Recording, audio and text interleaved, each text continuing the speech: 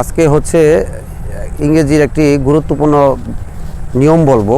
তো এটা বলার আগে আমি অল্প একটু কথা বলে আসি, তাহলে এই কথাটা ভালো লাগবে আশা করি। এবং ভালো লাগলে চ্যানেলটিকে সাবস্ক্রাইব করবেন। এই ভিডিওটা শেষ পর্যন্ত লেগে থাকলে আপনি অনেক কিছু জানতে পারবেন। তো এখানে যদি বলতে যাই তাহলে হচ্ছে এই যে আজকে বিকেলে এত চমৎকার একটি পরিবেশে আমি এখানে এসে একটা ক্লাস বা ইংরেজি একটা নিয়ম শিখাবো, এটার পিছনে একটা কারণ হচ্ছে আমরা আসলে মানুষ দিন দিন ভার্চুয়াল হয়ে যাচ্ছি। ভার্চুয়াল বলতে কীরকম, আমাদের আগের যে একটা জেনারেশন ছিল বা 90-এর আগের যে জেনারেশনটা ছিল, তারা কিন্তু আমরা অনেকটাই খোলামেলা উন্মুক্ত মাঠ দেখেছি, আমরা মাঠে খেলা করেছি, ক্ষেত ছিল, ধান ক্ষেত ছিল, উন্মুক্ত খোলামেলা বাগান ছিল, পরিবেশ ছিল, যেখানে হচ্ছে আমরা আমাদের শৈশবকালটা বা আমাদের পূর্বপুরুষ যারা আছে তারাও তাদের খেলাধুলা বা তাদের শৈশবকাল এইরকম উন্মুক্ত জায়গায় কাটাতে পারছে এবং মানুষের সাথে সরাসরি ফেস টু ফেস দেখা করে তারা কথাবার্তা বিনিময় করতে পারতো। বিধায় তাদের মনের অনেক আক্ষেপ বা মনের ভাব প্রকাশ পেত এবং তারা হচ্ছে এতে এবং এই পরিবেশ এনজয় করতো।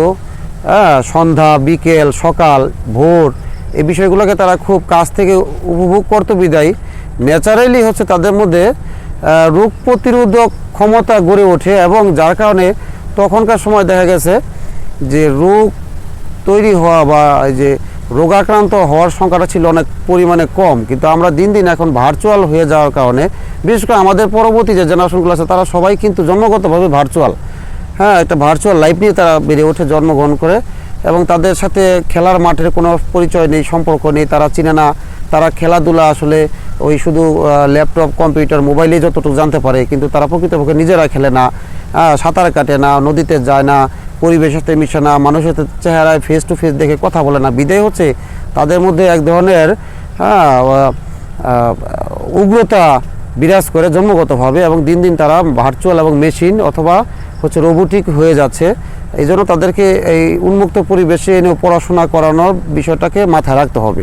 এটা রবীন্দ্রনাথ ঠাকুরও এই উন্মুক্ত স্থানে পড়াশোনাটাকে সমর্থন করে গেছে। যাই হোক, ইংরেজিতে একটি ফ্রেজাল ওয়ার্ড আছে যেটার সাথে সবসময় রেগুলার টু বসে এবং টু বসার পর এরপরে যদি মেইন ভার্ব ব্যবহার হয় সেই ভার্বটি অবশ্যই আইএনজি যুক্ত হবে। কেননা সচরাচর হচ্ছে টু এর পরে ভার্ব বসলে সেই ভার্বটি প্রেজেন্ট ফর্ম হওয়ার কথা, নিয়ম, ইংরেজি সার্বজনীন বা ইউনিভার্সাল নিয়ম এটা। কিন্তু এই ফ্রেজাল ওয়ার্ডগুলোর সাথে যখন টু বসবে এরপরে যখন ভার্ব বসবে সেই ভার্বটি অবশ্যই হচ্ছে আইএনজি যুক্ত হয়ে বসবে। এইখানে একটু ব্যতিক্রম, আর সব জায়গায় ঠিক আছে, ঠিক আছে। তো সেটা হচ্ছে কি, in addition to look forward to, in order to, in addition to, look forward to, with a view to, on the occasion of, to, অথবা হচ্ছে in superior to। এই যে এই ফ্রেজাল ওয়ার্ড, 5টা ফ্রেজাল ওয়ার্ড, তো এই ওয়ার্ডগুলোর পরে two আছে এবং এরপরে যখন আমি ভার্ব ব্যবহার করব অবশ্যই সেটা আইনজি যুক্ত হবে। কেমন, যদি বলতাম যে আমি শপিং করতে ঢাকা গেলাম, তাহলে এটা আমি যদি বলতাম এরকম যে I went to Dhaka with a view to shopping something or shirt, pant, এটা। তো এই যে নিয়মটা এটা অবশ্যই আসে এবং লাগে, এটা আপনারা জেনে রাখবেন ইনশাল্লাহ। আসসালামু আলাইকুম। 3 মিনিট ও 4 মিনিট হয়ে গেছে।